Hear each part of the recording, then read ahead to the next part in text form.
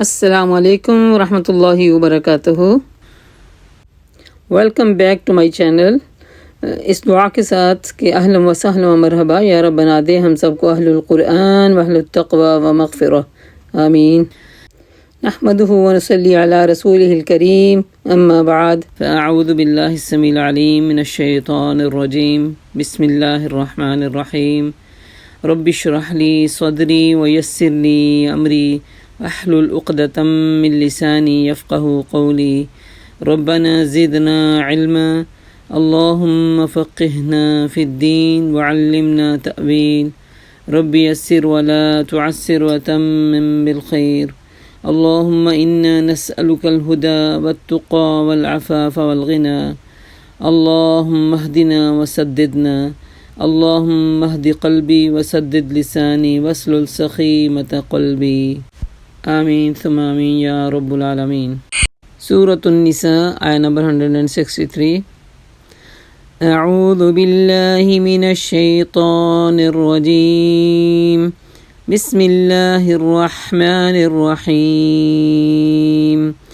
انا اوحینا الیک کما اوحینا الی نوح والنبیین من بعده وأوحينا إلى إبراهيم وإسماعيل وإسحاق ويعقوب والأسباط وعيسى وأيوب ويونس وهارون وسليمان وآتينا داود زبورا۔ اے محمد صلی اللہ علیہ وسلم، ہم نے تمہاری طرف اسی طرح وحی بھیجی ہے جس طرح نوح علیہ السلام اور اس کے بعد کے پیغمبروں کی طرف بھیجی تھی۔ ہم نے ابراہیم علیہ السلام، اسماعیل علیہ السلام، اسحاق علیہ السلام، یعقوب علیہ السلام اور اولاد یعقوب، عیسیٰ، ایوب، یونس، ہارون، سلیمان علیہ السلام کی طرف وحی بھیجی۔ ہم نے داؤد علیہ السلام کو زبور دی۔ ہم نے ان رسولوں پر بھی وحی نازل کی جن کا ذکر ہم اس سے پہلے تم سے کر چکے ہیں، اور ان رسولوں پر بھی جن کا ذکر تم سے نہیں کیا۔ ہم نے موسیٰ علیہ السلام سے اس طرح گفتگو کی جس طرح گفتگو کی جاتی ہے۔ یہاں سے پتہ چلتا ہے ہمیں تو قرآن ہمیں صرف 25 رسولوں کا بتایا جاتا ہے نا قرآن کے ذکر میں، لیکن ہمیں روایات سے جو پتہ چلتا ہے کہ انبیاء اور رسل جو ہے کل تعداد میں کہیں پتہ چلتا ہے 1,24,000 تھے، اور کہیں لگتا ہے کہ 1,14,000 تھے، اور کہیں لگتا ہے کہ 1,04,000 تھے۔ گنتی کوئی بھی ہو لیکن اتنے زیادہ تھے، اور اللہ نے سب کو یہاں پہ مینشن نہیں کیا، چند کو مینشن کیا ہے۔ ان میں سے جو 304 جو تھے وہ رسول ہوئے۔ اتنے کل انبیاء تھے، یعنی 1,24,000 انبیاء تھے، ان میں سے 304 رسول تھے، اور جن میں 5 کو اللہ تعالیٰ نے اولو العزم بنایا تھا۔ اور ہمارا ایمان سب پہ ہے۔ اور ان کا مشن کیا تھا؟ یہ سارے رسول خوشخبری دینے والے اور ڈرانے والے بنا کر بھیجے گئے تھے، اور اس 2 چیزوں کو لے کر انسان جب زندگی گزارتا ہے نا، خوشخبریاں یعنی نیکیوں پہ خوشخبریاں فیل کرے اور گناہوں پہ ڈر فیل کرے، تو ان کے لیے اللہ تعالیٰ کیا کہتے ہیں کہ ان کے لیے پھر کوئی خوف اور رنج نہیں رہے گا۔ ڈرنا اور امید، خوف کے ساتھ ایمان، ان دونوں کے بیچ میں ہوتا ہے، ڈر اور خوف کے درمیان میں ایمان ہوتا ہے۔ مگر اللہ گواہی دیتا ہے، لیکن اللہ یشہد بما انزل الیک انزلہ بعلم، کہ جو کچھ اس نے تم پر نازل کیا اپنے علم سے نازل کیا، اور اس پر ملائکہ بھی گواہ ہے۔ بیچ میں موسیٰ علیہ السلام سے اللہ نے کلام کیا نا، یہ ایک فضیلت بتائی گئی ہے، اور پھر اللہ کا علم اللہ نے عطا کیا، اللہ اپنے علم کے ذریعے ان کو روشناس کیا۔ اس پر پھر ملائکہ بھی گواہ ہیں، اگرچہ اللہ کا گواہ ہونا بھی بالکل کفایت کرتا تھا، اللہ کسی کو گواہ نہ بھی ملاتا تو کافی تھا۔ جو لوگ اس کو ماننے سے خود انکار کرتے ہیں اور دوسروں کو اللہ کے راستے سے روکتے ہیں، یقیناً وہ حق سے بہت دور نکل گئے۔ قد ضلوا ضلالا بعیدا۔ اور اس طرح جن لوگوں نے کفر اور بغاوت کا طریقہ اختیار کیا اور ظلم و ستم پر اتر آئے، اللہ ان کو ہرگز معاف نہیں کرے گا، اور نہ ہی کوئی ان کو ان کا کوئی راستہ ہوگا سوائے جہنم کے راستے کے، جس میں ہم ہمیشہ ہمیشہ رہیں گے۔ اللہ کے لیے یہ کوئی کام مشکل نہیں ہے۔ اللہم اجرنا من النار، اللہم اہدنا وسددنا، اللہم انا نسألک الہدی والتقی والعفاف والغنی، آمین ثم آمین۔ جب بھی جہنم کا ذکر آئے تو اس طرح اللہ تعالیٰ کی پناہ میں آ جانا چاہیے، اور جب جنت کا سوال کرنے کا موقع آئے تو فوراً سے پہلے سوال کر لینا چاہیے۔ یہی قرآن پڑھنے کا ایک سنت طریقہ ہے۔ عطا فرماتے ہیں کہ جب ہم میں سے کوئی قرآن سیکھ جاتا تو عبد الرحمن السلمی فرماتے ہیں تم نے اللہ کا علم لے لیا، یہ اللہ کا علم ہے نا، اور تم میں سے افضل وہی ہو سکتا ہے جو اس پر عمل کرے۔ اب درجہ ہے نا، اس علم کو پانے کے بعد عمل کرنا ہی کامیابی ہے۔ یا ایہا الناس قد جاءکم الرسول بالحق من ربکم، لوگو یہ رسول صلی اللہ علیہ وسلم تمہارے پاس تمہارے رب کی طرف سے حق لے کر آ گئے ہیں، ایمان لے آؤ، پوری انسانیت کو خطاب ہے، تمہارے لیے یہی بہتر ہے، اور انکار کرتے ہو تو جان لو آسمانوں اور زمین میں جو کچھ ہے سب اللہ کا ہے، وہ علیم بھی ہے اور حکیم بھی ہے۔ یوسف بن اسلام جو تھے نا وہ کہتے ہیں مجھے یہ آیت اسلام میں لانے کا ذریعہ بنی کہ اللہ تعالیٰ نے ہم سب کو مخاطب کر کے کہا ہے کہ تمہارے لیے اللہ کی طرف سے یہ نبی کی سچائی کی شہادت ہے یہاں پہ موجود، اور اپنے پیغام کا ایک اثر رکھتی ہے یہ بات کہ اللہ کی طرف سے سب کچھ۔ وَإِن تَكْفُرُوا فَإِنَّ لِلَّهِ مَا فِي السَّمَاوَاتِ وَالْأَرْضِ، اگر تم اس کے باوجود کفر کرتے ہو تو پھر اللہ تو غنی ہے، اللہ علیم ہے، ابتدائی علم بھی اس کے پاس ہے اور حکیم بھی ہے، دین کی سمجھ، حکمت، یہ دو چیزیں انسان کے اوپر اگر اپلائی ہوتی نا، ایک ہوتا ہے سطحی علم جس میں صرف علم برائے علم ہوتا، ایک ہوتا ہے حکمت، اس میں عمل اور دین کی سمجھ آ جاتی ہے، اور حکمت سے مراد نبی پاک صلی اللہ علیہ وسلم کی زندگی بھی ہے۔ یا اہل الکتاب لا تغلوا فی دینکم، اہل کتاب اپنے دین میں غلو نہ کرو۔ غلو کیا ہوتا ہے؟ حد سے بڑھا دینا۔ غلو کا مطلب ہے دیندار دین کو ظاہر کرے اور اس کی حد کو کراس کر دے، خود دیندار بن کے بظاہر پیش کر رہا ہے کہ میں اللہ کے نبی سے بہت محبت کرنے والا ہوں، اور اس اللہ کے نبی کا حق نعوذ باللہ اللہ تک لے جائے یا اللہ سے بھی بڑھا دے۔ کیسے کیسے اشعار ہیں جو دنیا میں موجود ہیں، خدا نہیں بخدا خدا نہیں مگر خدا سے وہ جدا نہیں، لا حول ولا قوت۔ اور یہ شرک ہے کہ انسان اپنی نعتوں میں اس طرح کی فکریں کسے، کعبے کی عظمتوں کا منکر نہیں ہوں، لیکن کعبے کا بھی یہ کعبہ میٹھے نبی کا روزہ، یعنی کعبے سے اوپر نبی کا روزہ، لا حول ولا قوت۔ پھر اگر اللہ پکڑ لے تو چھڑا لے محمد، اور محمد کا پکڑا کوئی چھڑا نہ سکے گا، لا حول ولا قوت، نعوذ باللہ۔ یہ ہے غلو کرنا۔ اللہ کے نبی صلی اللہ علیہ وسلم نے لوگوں کو فرمایا تھا مجھے حد سے مت بڑھانا، جیسا کہ نصارہ نے عیسیٰ علیہ السلام کو بڑھا دیا، میں صرف اللہ کا بندہ ہوں، مجھے اللہ کا بندہ اور اس کا رسول ہی سمجھنا۔ آپ صلی اللہ علیہ وسلم نے فرمایا یہود و نصارہ پر اللہ کی لعنت ہو، انہوں نے اپنے انبیاء کی قبروں کو مسجدیں بنا لیا، اور فرمایا تم لوگ میری قبر کو عیدگاہ مت بنانا، اور مجھ پر درود پڑھتے ہو تو جہاں بھی ہوگے اللہ پاک تمہارا درود مجھ تک پہنچا دے گا فرشتوں کے ذریعے۔ مگر افسوس ہمارے اندر آپ صلی اللہ علیہ وسلم کی ذات کے لیے ایسا غلب آ گیا ہے کہ ایمان رکھنے کے باوجود انسان اس طرح کی بدتمیزیاں کر رہا ہے، اسے سمجھ ہی نہیں آ رہی۔ وَلَا تَقُولُوا عَلَى اللَّهِ إِلَّا الْحَقَّ، حق بات کہو بس اللہ کی طرف سے، جس کے سوا کوئی بات منسوب نہ کرو۔ مسیح عیسیٰ ابن مریم اس کے سوا کچھ نہیں تھے، اللہ کا ایک رسول تھے اور ایک فرمان تھے جو اللہ نے مریم علیہ السلام کی طرف ایک روح، اور اللہ نے مریم علیہ السلام کی طرف بھیجا اور ایک روح تھی اللہ کی طرف سے۔ اب یہودیوں نے کیا کیا تھا، یہاں پہ جہاں پہ ہمارے نبی کا انکار وہاں پہ عیسیٰ علیہ السلام کا بھی انکار کر دیا، اور عیسیٰ علیہ السلام نے قوم نے کیا کیا، انہوں نے نعوذ باللہ باپ کے بغیر پیدا ہونے والے بیٹے کو ڈائریکٹ اللہ کا بیٹا بنا دیا۔ یہ غلو ہے نا۔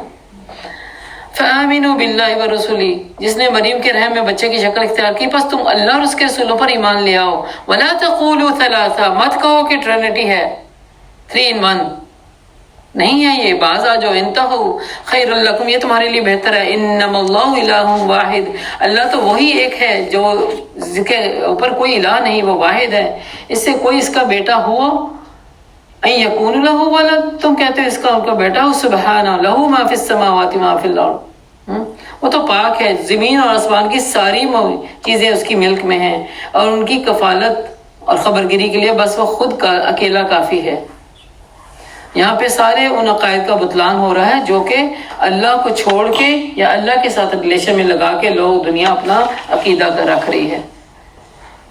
مسیح علیہ السلام، مسیح نے کبھی اس بات کا عار نہیں سمجھا کہ وہ اللہ کا ایک بندہ ہے، یعنی انہوں نے تو کبھی نہیں کلیم کیا تھا کہ میں نعوذ باللہ بندوں سے، انسانیت سے اوپر اٹھ کے کوئی خصوصی چیز ہوں یا اللہ کا نعوذ باللہ بیٹا ہوں یا کچھ ایسا۔ انہوں نے تو ایسا نہیں کہا تھا، انہوں نے کہا تھا میں تو اللہ کا بندہ ہوں، اور نہ مقرب ترین فرشتہ کہ اس کو اپنے لیے عار سمجھتے ہیں۔ یعنی اللہ تعالیٰ نے دیکھیں عبادت کے ہمیں احکامات دیے ہیں، ہمیں بھی اللہ کی عبادت کو عار نہیں سمجھنا چاہیے۔ مثلاً کیسے عار سمجھتے ہیں انسان؟ چند ایسے لوگوں میں بیٹھے ہیں جو دنیا دار ہیں اور دین سے بے بہرا ہیں، وہاں ہماری نماز کا فرض آ گیا ہے تو ہم اس کو عار سمجھتے ہوئے ذرا کہتے ہیں اچھا کوئی نہیں، ان کے سامنے اب کیا نماز ادا کرنا ہے، گھر جا کے پڑھ لوں گا، لیٹ کر لوں گا، جمع کر لوں گا۔ نہیں کرنا چاہیے ایسا۔ ایک ایماندار کو تو اپنے ایمان پہ، اپنی عبادت میں پختہ کار ہونا چاہیے۔ آپ کو کیا پتا کہ آپ کی اس عبادت کی جرت کی وجہ سے پتہ نہیں کتنوں کے دل میں اچھی بات آ جائے، کتنے لوگوں کی جو کہتے ہیں نا دھوکے کی زندگی میں ایک اصل رنگ آ جائے۔ تو اس لیے اپنی عبادت کے معاملے میں کبھی بھی عار نہیں سمجھنا چاہیے۔ اللہ کہتے ہیں نہ تو عیسیٰ علیہ السلام نے کیا عار کوئی، نہ ہی ان کے مقرب ترین فرشتے کوئی اس کو عار سمجھتے ہیں۔ اگر کوئی اللہ کی بندگی کو اپنے لیے عار سمجھتا ہے اور تکبر کرتا ہے تو ایک وقت آئے گا جب اللہ سب کو گھیر کر اپنے سامنے حاضر کر دے گا۔ عار کا مطلب کیا ہوتا ہے؟ برا سمجھنا، برا جاننا، جھجکنا، اپنے دین کی باتوں کو پریزنٹ کرتے ہوئے ذرا لوگوں سے شائع ہونا، یہ ہے عار۔ تو اللہ کہتے ہیں جب نبیوں نے عار نہیں کیا، فرشتے عار نہیں کرتے، تو تمہیں بھی نہیں کرنا چاہیے۔ اور عار کرنے کی وجہ کیا ہے؟ اپنے دین کے معاملات کو چھوٹا کمتر سمجھنے کی وجہ کیا ہے؟ انسان تکبر مبتلا ہوتا ہے، تکبر کرتا ہے۔ اور ایک وقت آئے گا جب اللہ سب کو گھیر کر اپنے سامنے حاضر کرے گا، اس وقت وہ لوگ جنہوں نے ایمان لا کر نیک طرز عمل اختیار کیا اپنے اجر پورے پائیں گے، اور اللہ اپنے فضل سے ان کو مزید اجر بھی عطا فرمائیں گے۔ جن لوگوں نے بندگی کو عار سمجھا اور تکبر کیا، ان کو اللہ دردناک سزا دینے والا ہے۔ یہ بہت بڑی وارننگ ہے۔ اپنے دین کے جو ریچولز ہیں ان کو کبھی بھی شائع ہو کے نہیں لینا چاہیے، بلکہ سربلندی کے ساتھ، پورے روب اور پورے اعتماد کے ساتھ پریزنٹ کرنا چاہیے۔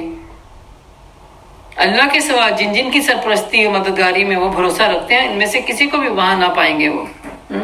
اب دیکھیں دین کی شعائر اللہ میں کچھ چیزیں ہیں جس میں ہم لوگ سارے ننگے سر پھر رہے ہیں، آپ نے حجاب لیا، آپ کو جھجک نہیں ہونی چاہیے کہ صرف only you are only the one.